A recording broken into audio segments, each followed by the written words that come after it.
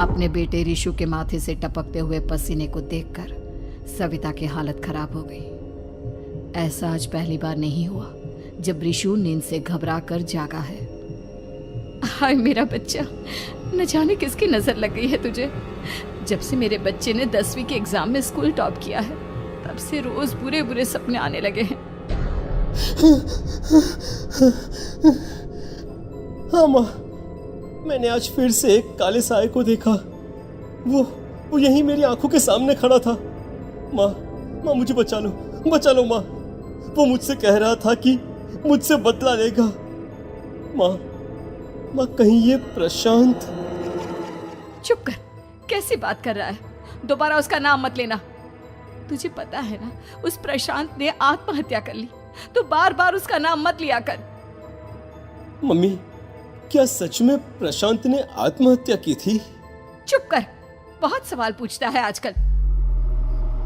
और फिर रात के वक्त सविता के पूरे घर में एक अजीब सा काला धुआं छाने लगा। गहरी नींद में सोई सविता की जैसे ही आंख खुली उसका दम घुटने लगा। वो दौड़कर रिशु के रूम की तरफ गई जहां उसके दरवाजे पर घूमती एक काली परछाई देख वो बुरी तरह से घबरा गई। कौन है वहां?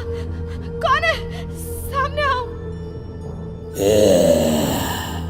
ये मैं हूँ, तुम्हारी काली करतूत।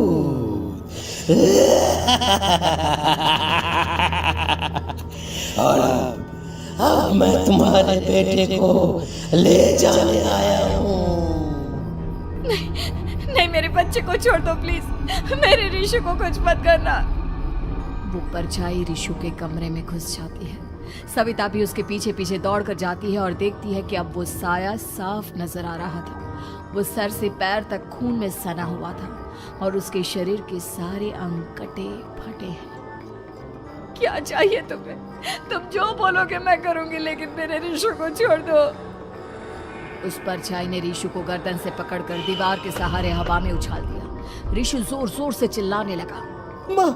माँ बचाओ मुझे, बचा लो माँ ये मुझे मार डालेगा।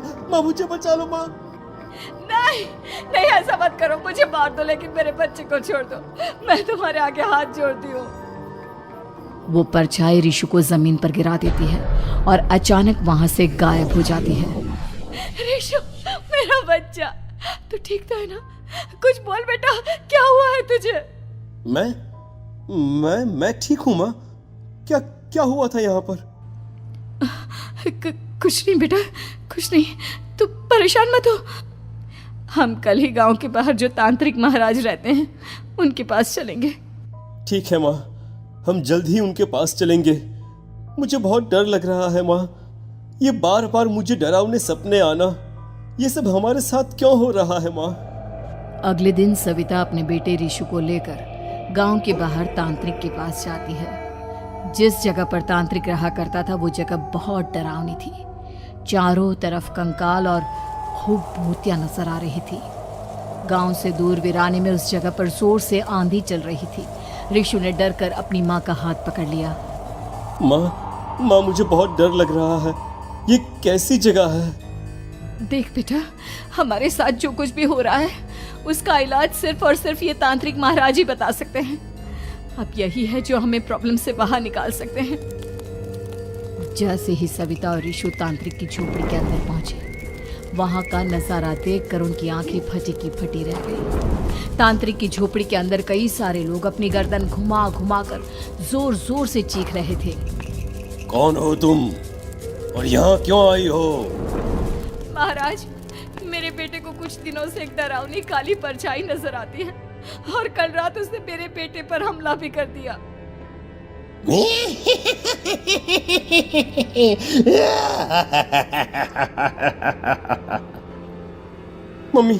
मम्मी हमें यहाँ से चलना चाहिए। ये जगह मुझे ठीक नहीं लगती। नहीं बेटा, ऐसा नहीं कहते। रुक जाओ, 2 मिनट के लिए रुक जाओ। क्या कहा? काली परछाई? तुम्हारे बेटे पर किसी काली परछाई ने हमला किया? हाँ महाराज, वो कह रही थी कि वो मेरे बेटे को कुछ कर देगी। कोई उपाय बताइए महाराज, मेरे बेटे के साथ कुछ गलत नहीं होना चाहिए।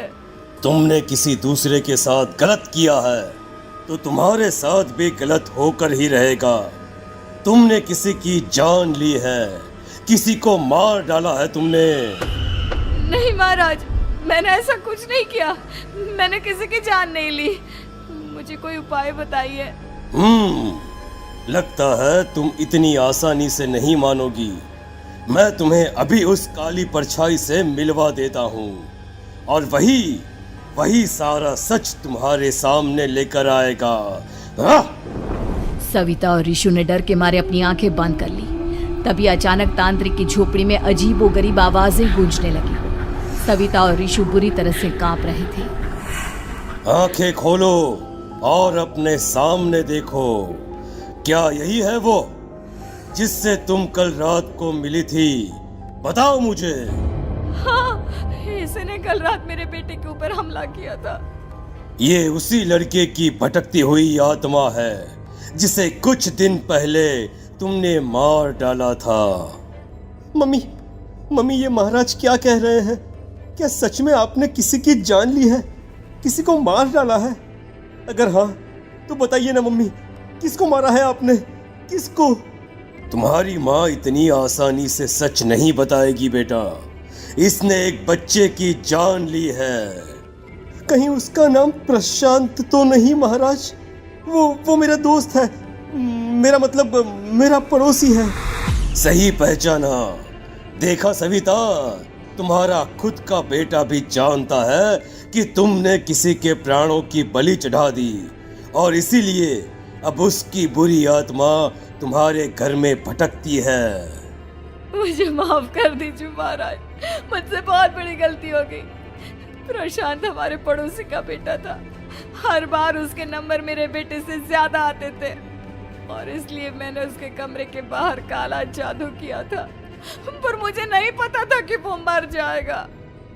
तुम्हारे उसी काले जादू वाली गुड़िया के अंदर एक बुरी आत्मा थी जिसने उस बच्चे के दिमाग पर बुरा असर कर दिया और उसी की वजह से उस लड़के ने अपनी बालकनी से कूदकर आत्महत्या कर ली। इसकी वजह सिर्फ और सिर्फ तुम हो, तुम। नहीं महाराज, जो कुछ भी हुआ मुझे नहीं पता था कि प्रशांत अपनी जान दे देगा। प्रशांत की आत्मा इस वक्त तुम्हारे सामने खड़ी है, हमसे बात करना चाहती है। बोलो क्या कहना चाहते हो? मैं जीना चाहता था, बड़ा होकर कुछ बनना चाहता था। आपके बेटे से मुझे कोई परेशानी नहीं थी। अरे वो तो मेरा अच्छा दोस्त था। मुझे माफ कर दो बेटा, मुझसे बहुत बड़ी गलती हो गई, मुझे माफ कर दो। माफ करने से मुझे वापस जिंदगी नहीं मिल जाएगी। मेरे माँ बाप आज भी मेरे लिए रोते हैं। आपने मेरे साथ बहुत गलत किया है, बहुत गलत। और तभी अचानक प्रशांत की आत्मा वहां से गायब हो जाती है। सविता जोर जोर से रोने लगती है। सुन लिया तुमने? ये तुम्हारे अपने ही किए हुए पाप हैं जो इस तरह से तुम्हारे सामने आ रहे हैं। माँ, ये आपने अच्छा नहीं किया। सिर्फ 10th बोर्ड के एग्जाम में मैं टॉप कर पाऊँ इसलिए आपने मेरे दोस्त के ऊपर काला जादू कर दिया। नहीं मम्मी नहीं, अब हम कभी खुश नहीं रह पाएंगे, कभी नहीं। मेरे दोस्त की आत्मा को कभी शांति नहीं मिलेगी मम्मी, कभी नहीं। लेकिन मैंने जो कुछ भी किया सिर्फ तुम्हारे लिए किया। वो लड़का हमेशा फर्स्ट पोजीशन पर आ जाता था और इस वजह से हमेशा तुम्हारे मार्क्स कम पड़ते थे। मैंने तो सिर्फ उस पर एक छोटा सा काला जादू किया था बेटा। मुझे क्या पता था कि उसका ये नतीजा निकलेगा। जिस गुड़िया को तुमने उस लड़के के कमरे के दरवाजे पर लगाया था, दरअसल उसके अंदर एक बुरी आत्मा का प्रवेश हो गया था, जैसा कि अक्सर काला जादू करते समय हो जाता है। मुझे अपनी गलती का एहसास हो गया है। मैं प्रायश्चित करना चाहती हूँ। आप बताइए मैं क्या करूँ? प्रशांत के घर जाकर उस काली गुड़िया को वहां से निकालकर यहाँ लेकर आओ। मैं उसे आग में जलाकर राख कर दूंगा और उसके बाद प्रशांत की आत्मा को हमेशा के लिए मुक्ति मिल जाएगी। अगली रात सविता चुपचाप अपने पड़ोसी प्रशांत के घर जाती है। प्रशांत के माँ बाप प्रशांत की मौत के बाद उस घर को छोड़कर हमेशा के लिए वहां से चले गए थे। जैसे ही सविता उस घर के अंदर कदम रखती है, उसका सामना अजीबोगरीब हैवानियत से भरी आवाजों से होने लगता है। ऐसा लग रहा था जैसे कोई बुरी तरह से चीख रहा हो।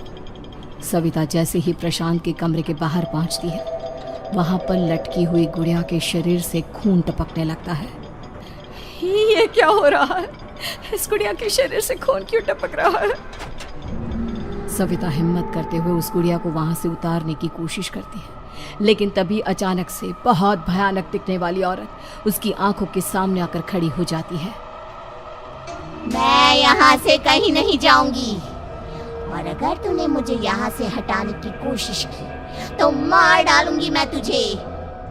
नहीं नहीं, मुझे तुम्हें यहाँ से ले जाना ही होगा, नहीं तो मेरा बेटा, उसकी जान को खतरा है।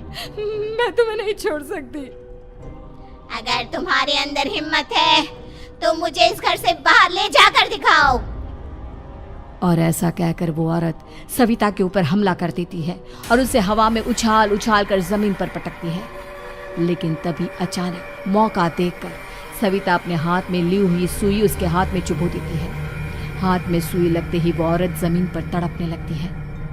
ये क्या किया तूने? ये क्या कर दिया? तुझे ऐसा नहीं करना चाहिए था। तांत्रिक ने मुझे कहा था कि तुझसे जीतने का सिर्फ यही एक तरीका है जिससे मैं अपने पापों का प्रायश्चित कर सकती हूँ और अपने बेटे की जान बचा सकती हूँ।